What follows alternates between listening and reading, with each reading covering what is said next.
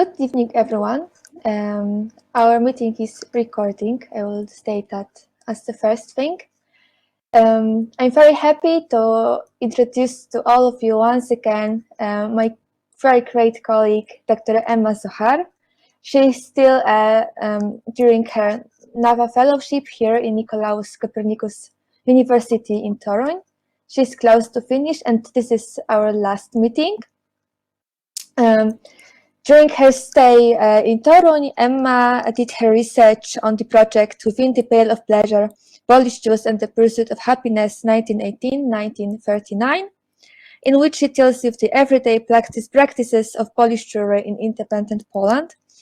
In her research, she analyzes the consumer and leisure habits of the Polish Jewish community in contrast to the image as the epitome of Jewish suffering. Her research interests focus on Eastern European studies, Jewish history, history of emotions, gender, and cultural history. During her today's talk, Emma will present a topic about Jewish advertisements and sweets and chocolate. So it's all gonna be very delicious. But now I will let Emma speak for herself and treat us with this last. Okay, so first of all, thank you very much once again, and for the last time, for the wonderful time that I spent with you guys at Copernicus University in Torun. And yeah, well, today's topic, and I'm sorry for the one of us that are in diets or something like this, we'll deal with advertisements of sweets, especially chocolate. So we'll start. When we think or talk about East European Jewish food, what usually comes to mind is chunt, pickled herring, and gefilte fish. When we consider desserts or sweet dishes that are typical of the Eastern European Jewish kitchen, we think of kigel or the renowned Polish kompot. Dishes which, in our perspective, are associated with comfort are usually not tied to the image of Eastern European Jewish food. Nonetheless, as we will see in this lecture, the Polish Jewish culinary sphere was more complex than simply the line connecting chunt and kompot.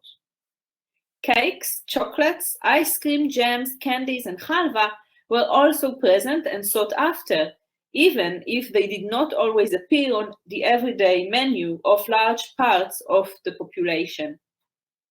In this lecture, I will examine the role of sweet foods, and particularly chocolate, in the Polish Jewish culinary sphere in the interwar period.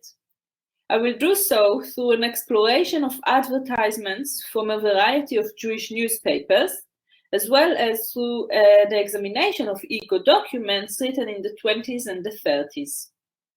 Above all else, sweet foods are comfort foods.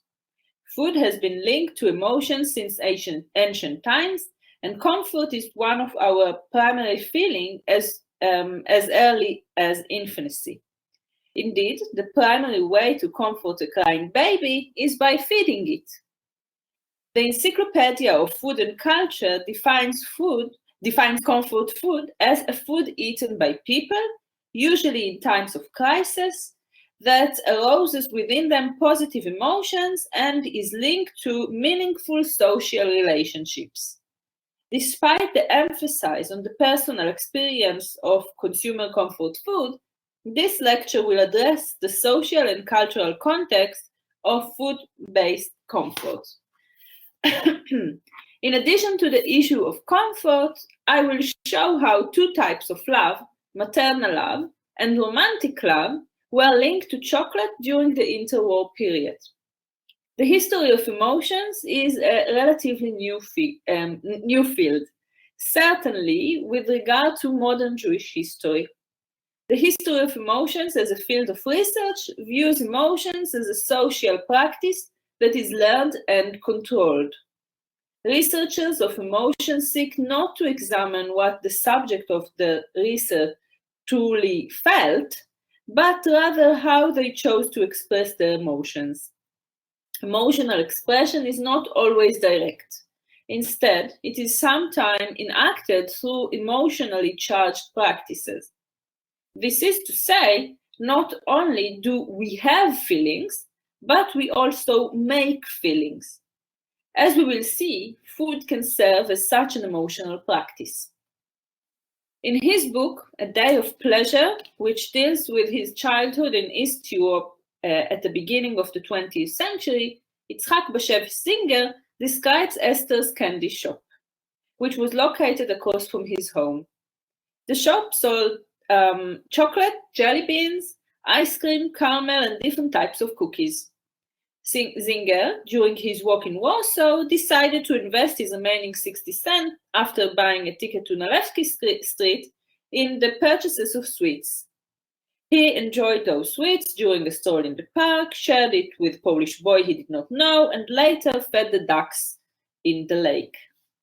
Children's desire for sweet is nothing new in the historical research. Indeed, the primary interest in sweets emerged from the letters of children and childhood memoirs.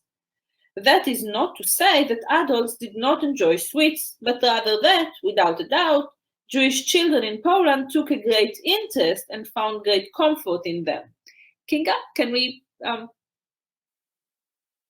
Okay. In Poland, alcohol-filled chocolate was sold with a distinct emphasis on the fact that they were not meant for children, similar to high-quality chocolates that were marked specially for feinschmeckers and mevinim. The one of us that can read Yiddish can see that the first photo, which was an advertisement from the Bialystoker Unser Express. It's written that kinder are not allowed to eat chocolate with alcohol.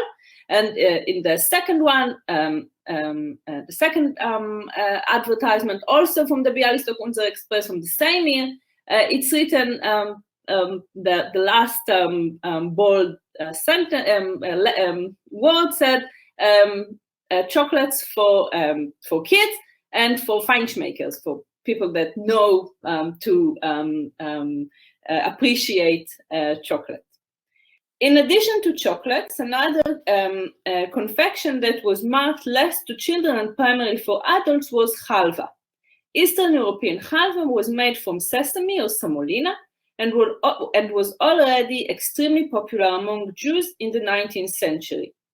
Like orange marmalade, orange grapefruit confiture, orange candy, and honey from eucalyptus or oranges trees, products produced in Eretz Israel, Halva, made in Eretz Israel, was marked to Polish Jews via the Totzeret Artzenu company, which we can see in the next slide.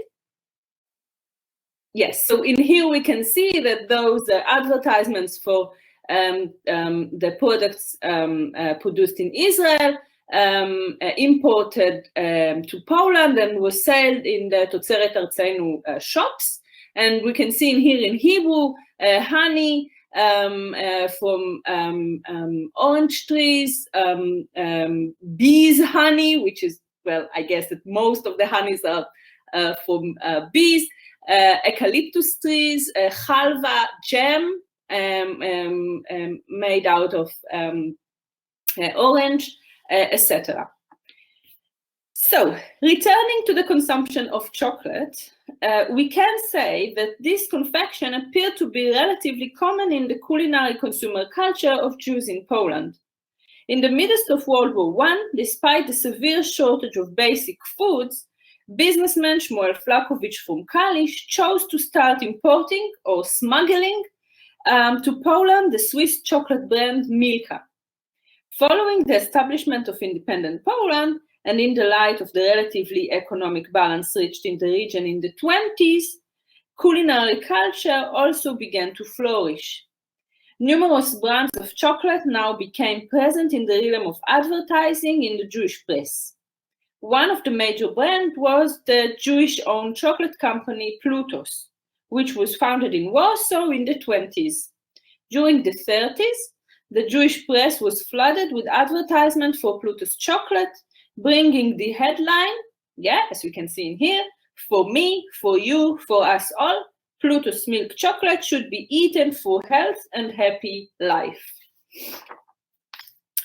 It is important to note that in its advertisement, Plutus did not emphasize the Jewish roots, and may have even tried in several ways to brand itself as associated with chocolate companies from Western Europe.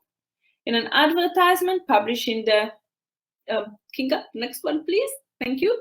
In an advertisement published in the Yiddish Daily Hind in the winter of 1935, the Polish chocolate company Plutus sought to link its brand to the high-quality image of Swiss chocolate. So, as we can see in here, das klassische Land von Schokolade, with those nice image of the Swiss mountains and a cow and a nice house in this kind of utopic image. Some of its poster advertisement, which we can see in the next one, some of its poster advertisement were designed in the German Bauhaus style by Jewish-Polish artist Henryk Barlevi. And in addition, the image of a black child, which we can see in the next slide, that appeared as the Plutus logo in most of its advertisement is somewhat lookalike the logo of Saroti, a brand of chocolate that was in German Jewish ownership. As we can see in here, the two similarities.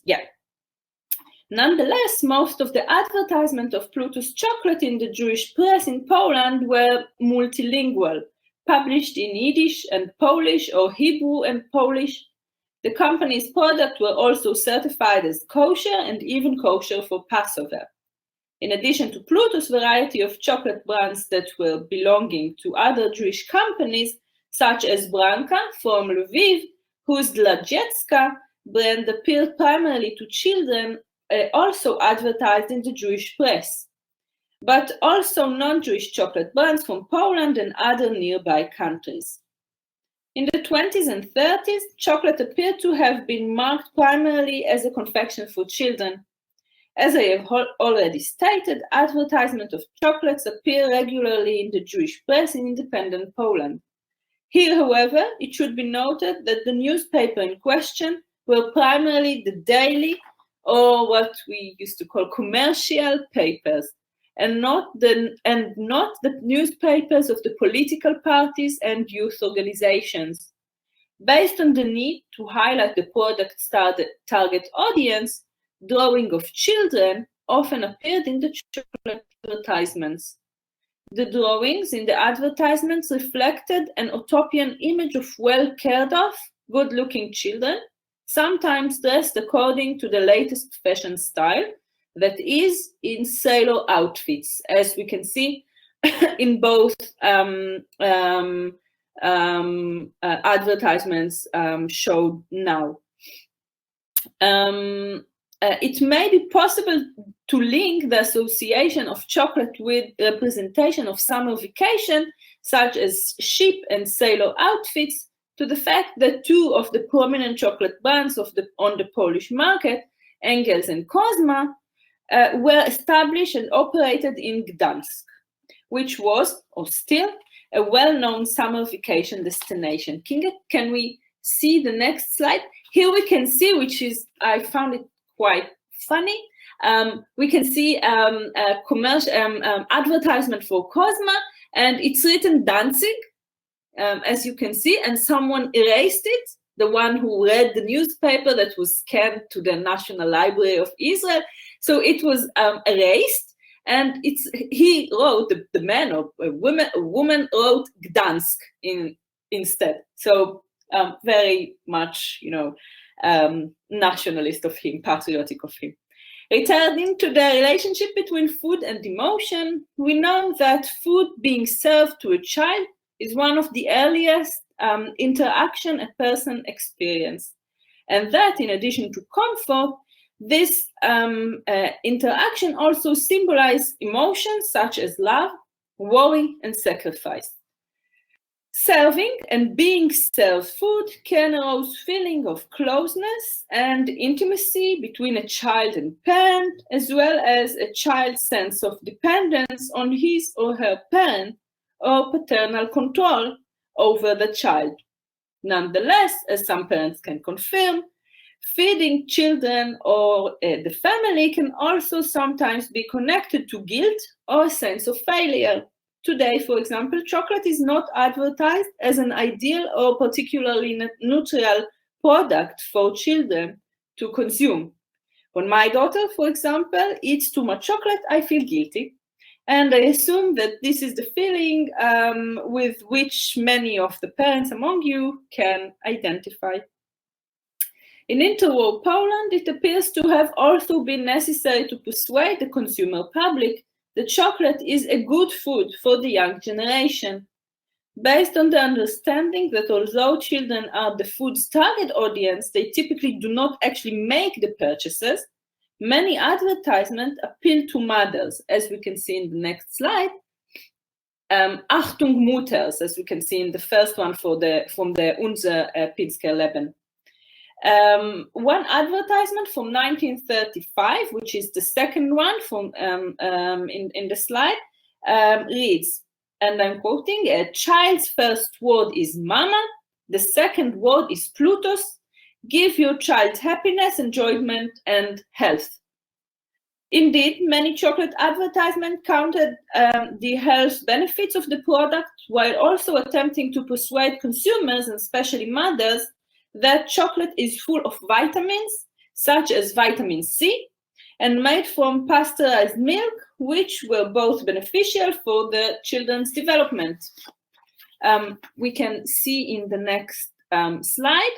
Yeah, in here it's written, the first one from the Naja Morgan, that chocolate dla dziecka from Banka that we talked before, the company, Jewish company from Lviv. It's written that it's chocolate made out of pasteurized milk, and yeah. So and the second one is said that it's good to give your child chocolate because it can help his if he's sick. This appeal to mothers reflects the gender role of women and mothers in the Eastern European Jewish family. Traditionally, mothers were responsible for both the household and for raising and educating the children, including maintaining their health. Usually, sources from the period in question that appeal to mothers with guidance regarding how to feed their family healthy food call for adding fresh fruits and vegetables to the table and balancing out the food groups. And still, the attempt to ban chocolate here did not concentrate solely on chocolate as a product that makes people happy, but rather also as a healthy food. As we can see in the next advertisement, okay, well, this is Hebrew. It's written in the last sentence that a small piece of chocolate contains more nutrition and is much healthier than butter, milk, eggs, sugar, and fruits. And the headline is, every mom should know what the famous professors said, okay? And what they said is that a small piece of chocolate is extremely happy, more than all of those very healthy food that we know that are healthy. In 1927, the daily paper Der Moment published an article that described an experiment in which Jewish children were given 100 grams of chocolate per day for a period of 2 to 3 weeks. The experiment, which was supervised by 2 physicians, found that the children who ate the chocolate gained between 1 and 4 kilograms during the period, which was, at the time, a positive outcome, as many Jewish children came from families from a low socioeconomic background, and some were certainly underweight. The attempt to ban chocolate as a healthy product was also visible in the attempt to associate it and another health practice, being outside in nature. Among the Jews of Poland, being outside in nature was associated primarily with being out in the fresh air, frische Luft, and exposure to the sun. The next advertisement. Advertisement in Jewish newspapers sought to brand chocolate as a product related to the health practice with the slogan Luft, Sun und Plutus, air, sun, and Plutus, the chocolate. And it's funny because this advertisement appeared in January, as you can see, in the height of winter. And if to be honest, I was not able to find a reprint of it during warmer times. Chocolate's central role in everyday life was not expressed in newspaper advertisements alone. Confection and chocolate became a major snack food at parties and other events held by and for children. In her diary, Chana Weissman, a member of HaShomer HaTzair in Radom, described the greedy eating of sweets and chocolate at a party, which left her with bad feeling the following morning. Chocolate also emerged as an reward, and some newspaper would distribute chocolate and candy boxes to the winner of different contests they held for children and adolescents. This was the practice despite the fact that its cost was negligible, around 10 groschen, meaning that in this case the financial value of the prize was less relevant. What was important was the ability to provide comfort and happiness, which chocolate and consumer product was, as a consumer product, was associated with. With the rise of romantic love during the first half of the 20th century, in addition to being a product meant for children, giving gifts of chocolate also became a romantic gesture.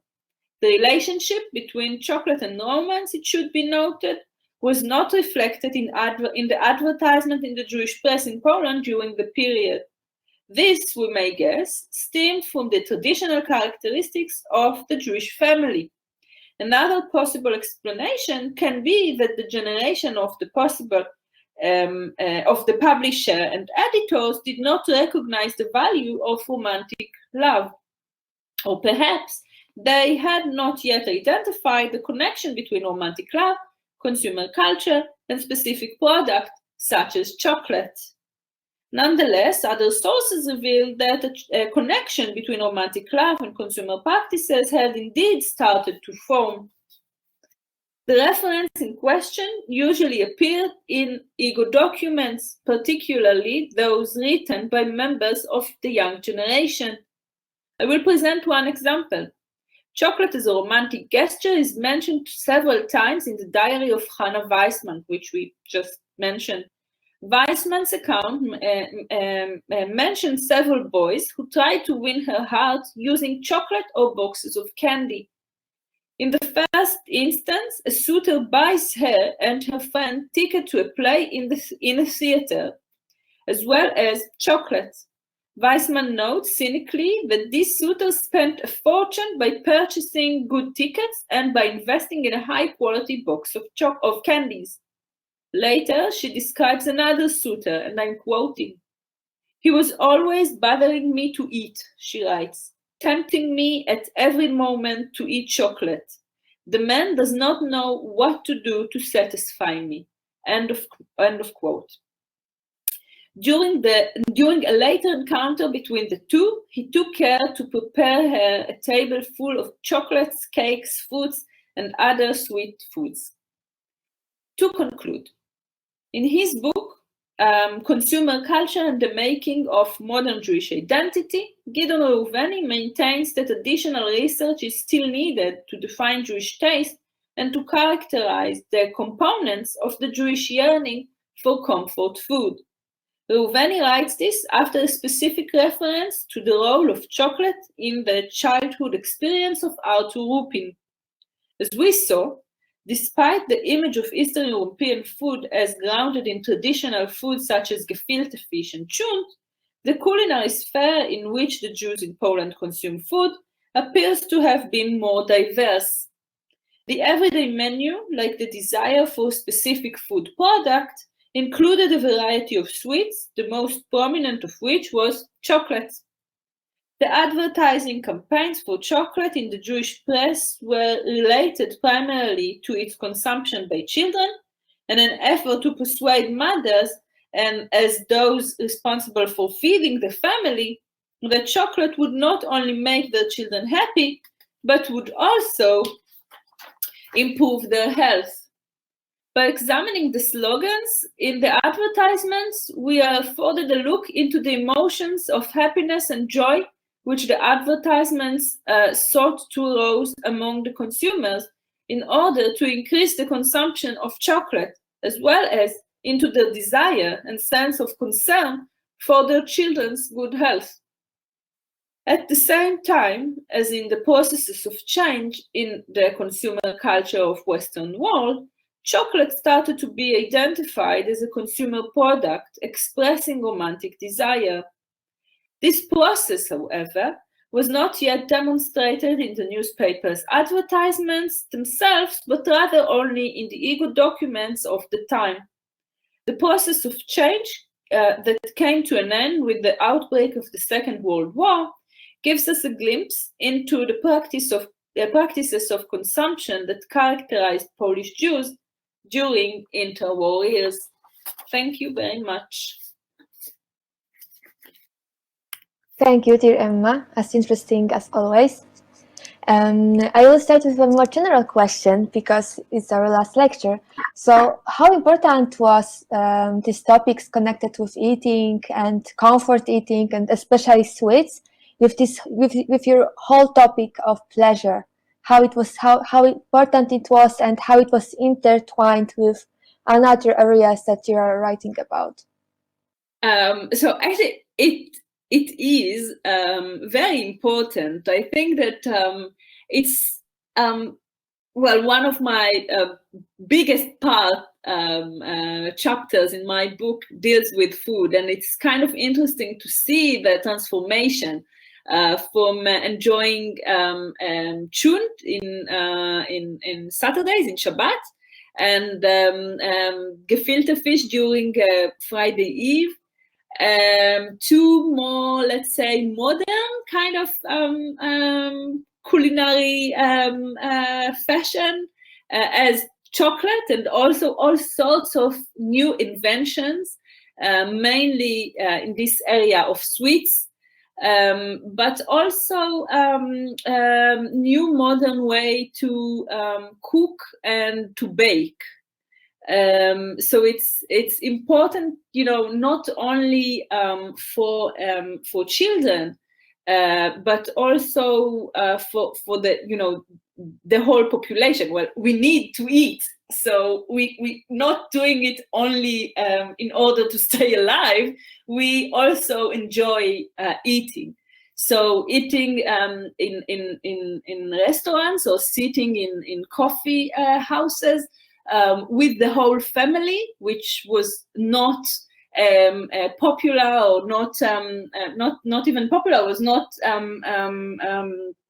it was not very common because it was not really allowed. Okay, it was not the norm to sit the whole family with kids and the wives in a cafes or restaurants. So it started to be very very common in the Jewish community, as well as the Polish community, obviously, because everything is kind of reflected, as we said in our last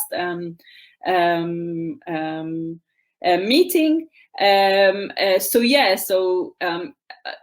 One thing that I found extremely interesting is the vegetarian movement within the Jewish community, which was not only because the crisis of kosher meat during the second half of the 30s, it was also part of the health ideology, that it's extremely important to eat lots of fruit and vegetables, and to try to reduce the amount of meat that we eat.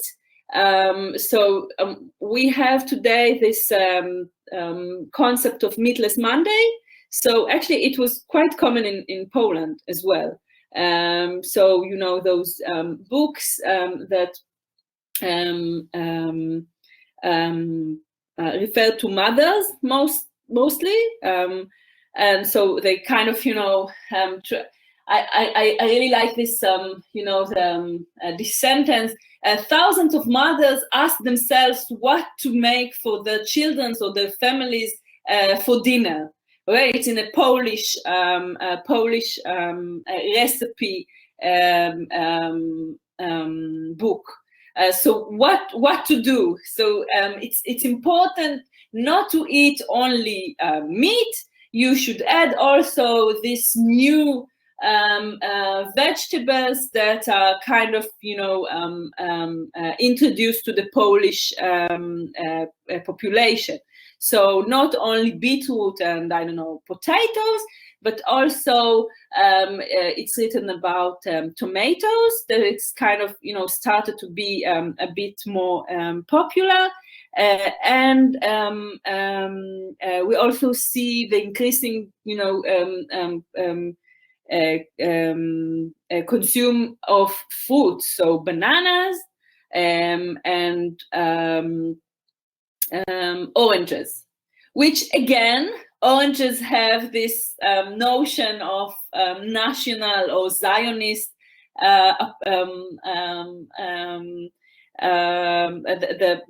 the Zionist notion to it. The Zionist, it's kind of charged with Zionist association, but most of the oranges that arrived to Poland were not grew in Israel. It arrived from Sicily and all over Italy and Spain, as well as bananas. And bananas was again very popular during the 20s and the 30s, and it was quite new. It was very expensive during the 20s, and somewhere during the second half of the 20s and the beginning of the 30s, the prices kind of dropped, and it started to be more commonly consumed. Yeah, so again, very important, not only for not starve, but also in a kind of collective or national or Zionist or ideology kind of a concept, but also for hedonistic kind of way. As you are talking, it occurred to me that we haven't discussed in all those meetings another category that is connected with pleasure, and that is luxury. Because you always present it as a part of everyday practices of Polish Jews, how they were pleasuring themselves, however that sounds. But sometimes pleasure is also connected with the category of luxury.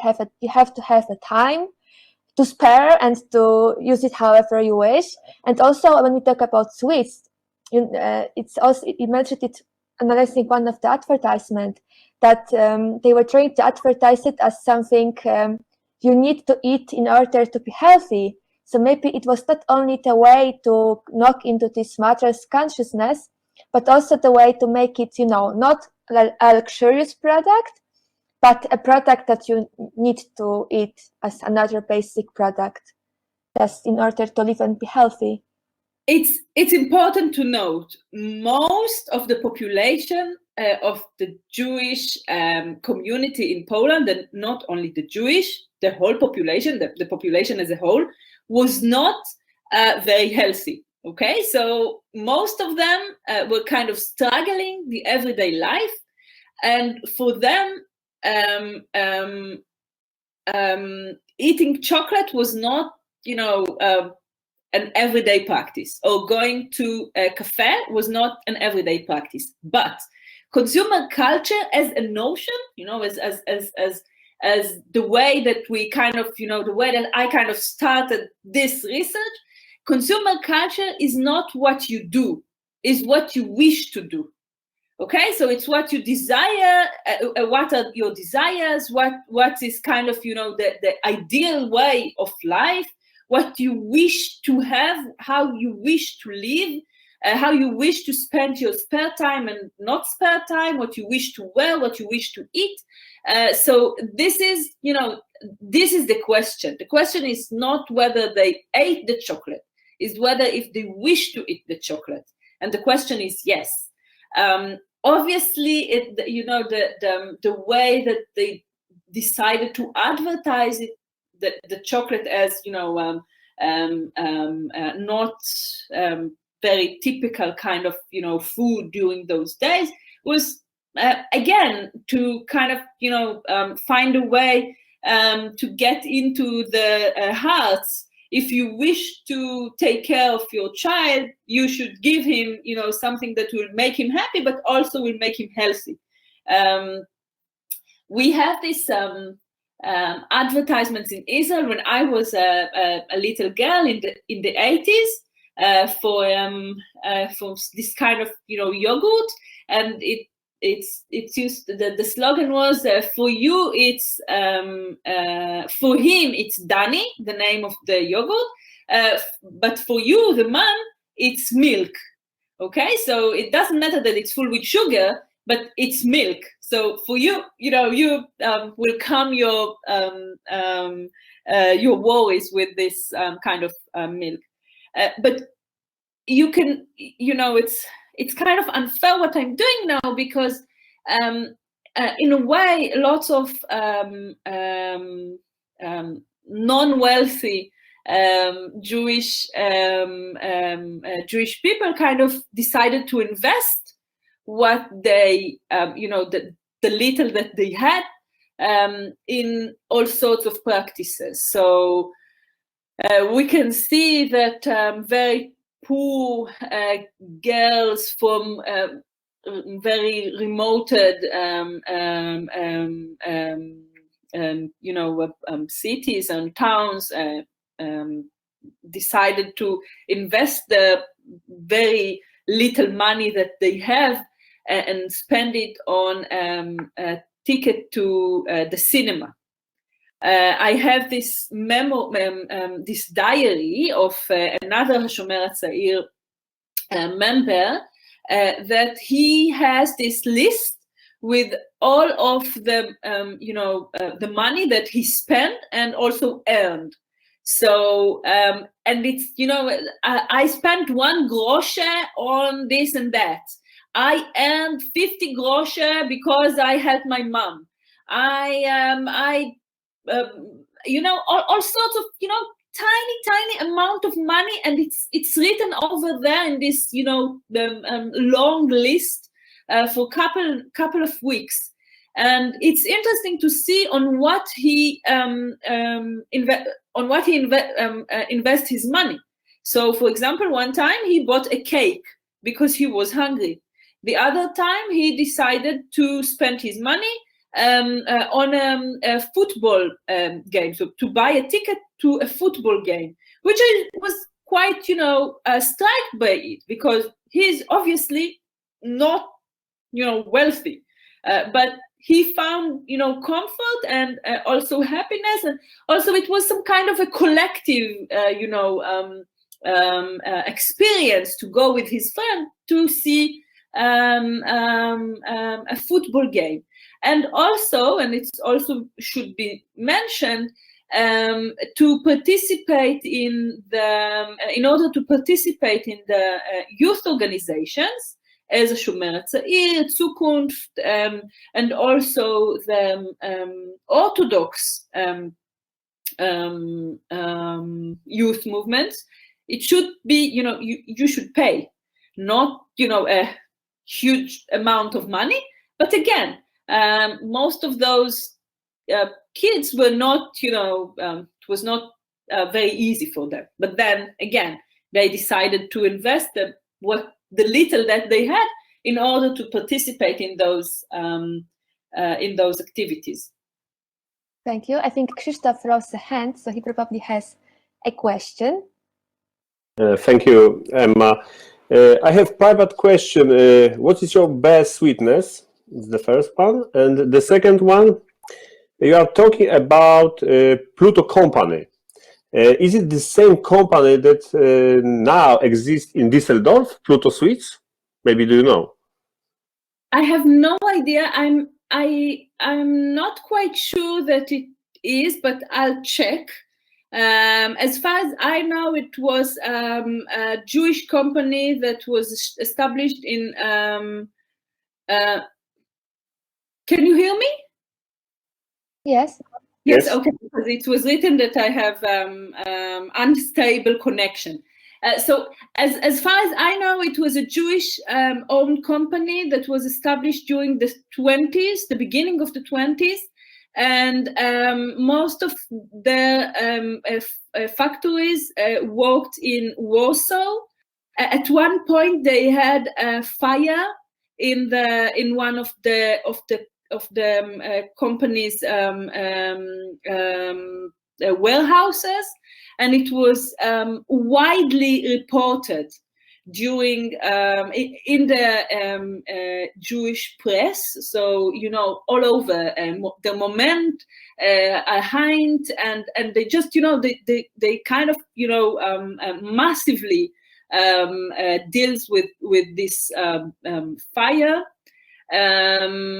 So I don't really know if it's I think that in Poland it's not exist anymore, but I'll check if maybe it's the same one. But I can say, for example, if I talked about baking baking products and the new notion of modern baking. So for example, Dr. Etker, which is still working, was very popular during interwar years in the Jewish community because some of the products were kosher to Passover, and it was kosher and kosher for Passover. And it is interesting to see that during well, first of all, it should be noted that the owner of the company was not a huge Jewish fan. He was also admitted to the Nazi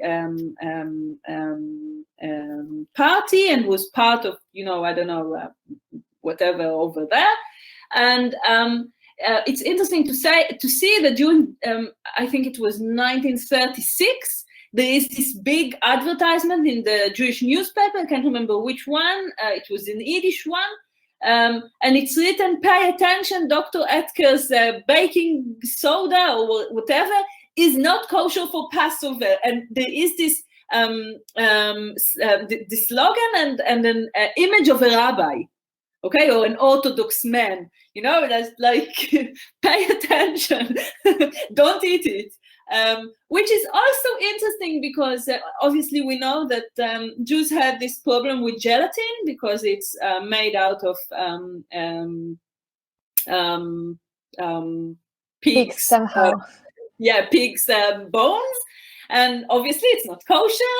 So again, I think that Dr. Etker had this line of gelatin, especially for and again, the gender issue is also very interesting because most of the advertisements refer to women with images of women, mostly, very young, which is, again, what I'm not a huge, I'm not, dealing with advertisements as a profession, but, it's quite clear that if the images of young women, it's kind of, you refer to the modern new Jewish ladies or ladies, as a whole. So I kind of, And what about your favorite sweet? The first question of Krzysztof. So my favorite sweet? Preferably Polish one, but you don't have to if you haven't one. Yeah, I really like the how do you call it? Bird food? What's the name of it? The white with the bird milk. Ptasie mleczko, bird food. I will remember it forever. Yes, I like it. No, but I guess the chocolate is my. This is why I'm kind of dealing with it right now. But it's so, you know, I had this protocols of a patent office in Warsaw, and they had this thousands of protocols of all sorts of new inventions of sweets. So it's kind of, you know, we did not talk about chewing gum, which also was kind of, you know, mind-blowing, because it's a food that you eat and eat and eat, and it's never ending. So it's kind of, you know, put the perspective of food in a extremely, you know, different way of thought of what we kind of used to think of. So chewing gum. Oh, I like this one. Do you know fish oil? How do you call it in Polish? You know that you used to give to children. We still do that to children. It's called tran. Tran. Yeah, so it was very popular during the interwar years. Okay, I have this. For example, in Medem Sanatorium, the kids used to stand in a line and wait for, you know, giving the drops every morning, each morning. And then someone decided to invent something that it's the same, but from chocolate oil, okay, cacao oil. Okay, so and he, you know, he has this all ideology of how healthy it is, or eggs of chocolates, which is again, you know, as you know, like Kinder with surprise inside. Yeah, so no surprises this time, but just, you know, his invention is chocolate eggs. So yeah, so many, and again, you know, we need to talk about the refrigerators and the electricity, obviously, which is, you know, first. So the electricity and how we cook, you know, ovens, and also I have this nice report on this jars that are saving, you know, the fresh, food fresh. So this is another invention. So all of those things are kind of, you know, new, and with and refrigerators, as I said, and ovens, and and you know, special pans, and it's all kind of, you know, well, we should say it's not that it started in the 20s, okay? It's a process of change that obviously started, you know, during the end of the 19th century and the beginning of the 20s.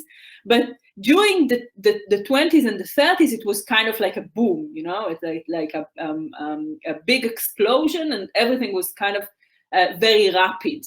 I have this nice manual of how to design the places that you put lamps in your home.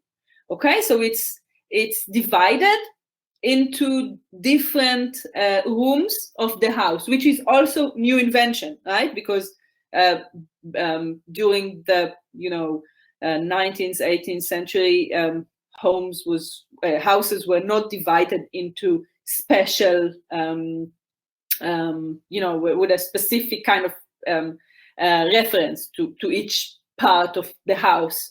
So they did not have sleeping room and bath and a kitchen and eating area, which was defined. Okay, so during the 20s and the 30s, actually, it started in the beginning of the 20th century. So obviously, it started to be very much defined. So they had a place where they did the laundry. They have children's room, a master bedroom, a living room, and obviously the kitchen. So I have this nice photos, or, well, it's not photos, it's drawings on where to put the lights in order that the shadow won't fall on the place that you working in. Okay, so if you want to wash the dishes, it's better that you have two lights on the wall. Okay, and then the sink will be bright, and because it's not behind you, the light. Okay, so it's in front of you, so you can wash the dishes in the sink, and it's your shadow won't appear on the sink. So all sorts of things that kind of change the way that people live and obviously eat. And in your research, do you analyze also recipes? And you see like if there was not only chocolate as a final product, but also as an ingredient in the kitchen, and some crazy chocolate desserts, chocolate babka amongst them probably. Yeah, well, I am a bit. What's I found interesting is how to produce those liqueurs. With taking foods or honey or eggs and stir together with rum or vodka and all sorts of 100% alcohol, and to make it something that is more accessible. Yeah, so for example, this is this I found very interesting, but it's also interesting to see that in those recipes, not all of the products are kind of typical Polish ones. So it's not common. I guess that you are familiar with the term terroir. Okay, so it's not familiar in the Polish terroir. So it's not only, I don't know, beetroot, potatoes, carrots, and I don't know what else. Yeah, so it's apples or berries, but it's all sorts of things that kind of imported into Poland during those years. So yeah, cauliflower is very popular, and what else? Yeah, peppers also, cucumbers and herring with cucumbers, which is also very popular in the Jewish kind of. Yeah, I have this nice. I think it's an article from Hatzfira, which is a Hebrew newspaper that used the image of herring. It refers the Jewish population to a box of herring. Okay, so it's again very, very interesting to see the connection between the national kind of essence and food, specific food, which again, herring is, it's not very Jewish, but it's became very Jewish after a while. You mentioned alcohol, and that made me think about another category I wanted to ask you about, and that is guilty pleasure. It's very popular now in pop culture. We call everything our guilty pleasure. And does it category emerge in any sense in your research? Is it used in real research about emotions and psychohistory, or not so much? Yeah, so I refer to guilty pleasure a lot because, as we know, Polish Jews doesn't really like, to say that they enjoyed those stuff. So it was always, yeah, well, I did it, but it was good. It was not amazing. It was good. I ate it. It was nice. So yeah, so it's the popular kind of way of thinking of Polish Jews, and this is why I started this research, because I saw, okay, wait a second, they had fun. It's not that they suffered all the time. So yeah, and so guilty pleasure is there all the time. So they have to give excuses to why they are having fun, and we see it. I think that the area that we see it the most is obviously when they are going on vacations. So they are not going on vacation because they want to rest and have fun. They are going on vacation because the doctor told them that they have to go for vacation. Okay, so it's, you know, it's a doctor prescription, and if they won't do it, they'll, I don't know, die. So it's, again, not fun to, I don't know, go to Marienbad or to sit on the beach in Gdansk. No, we are doing it because we have to do it. So yeah, I guess that guilty pleasure, the most, you know, strong example for guilty pleasure is going on holiday. Yeah, well, in food, I decided to refer it as comfort food, because again, you don't eat it because otherwise you'll starve. You eat it because it makes you happy. And the question is, what makes you comfort and what makes you happy? And what makes those kids happy is obviously to eat sweets and chocolate. And what makes the moms happy is if they'll think that it is healthy. So if we'll, you know, sell them the notion of healthy sweet food, it won't be that bad to give it to them.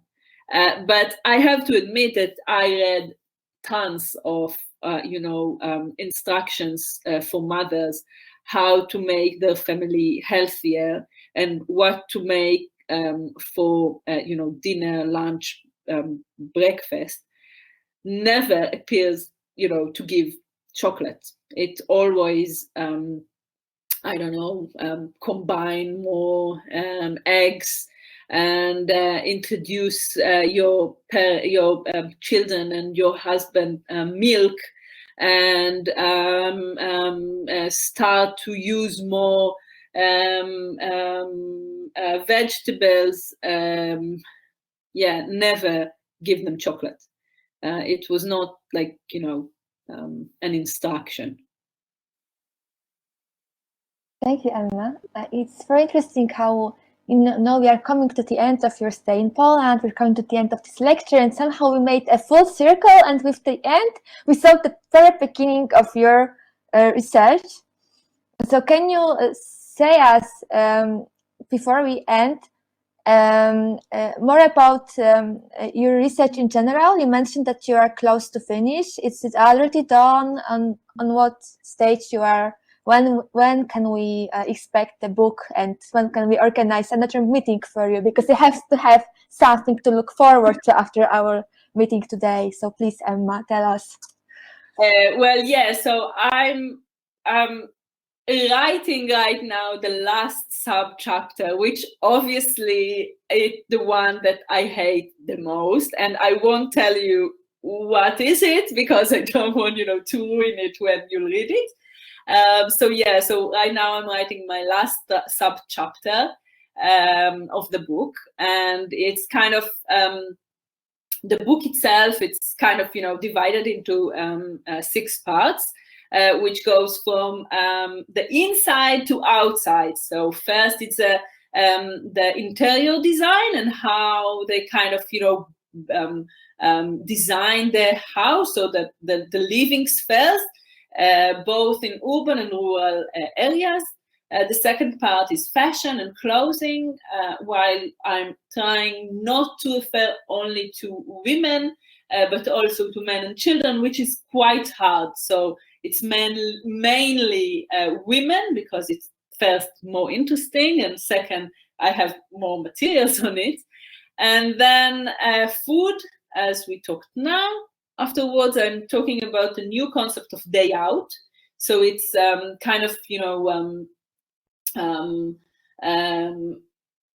mixed with sports, theater, cinema, and also going to museum, all of those, Luna parks and stuff, theme parks, etc. And the last chapter is vacations.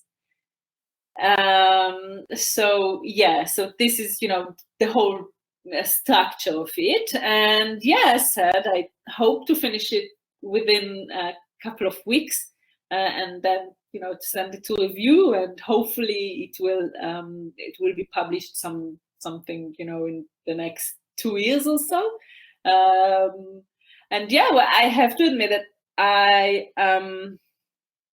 this is the time to say why I started this project in the first place. And I'll be honest to say that when I was a young PhD student, I presented my PhD in this conference in Israel, and I started my talk and finished it with a testimony of a young girl that the testimony was when she was a Holocaust survivor, but she was a young girl, CISHO pupil, as we talked about CISHO last time.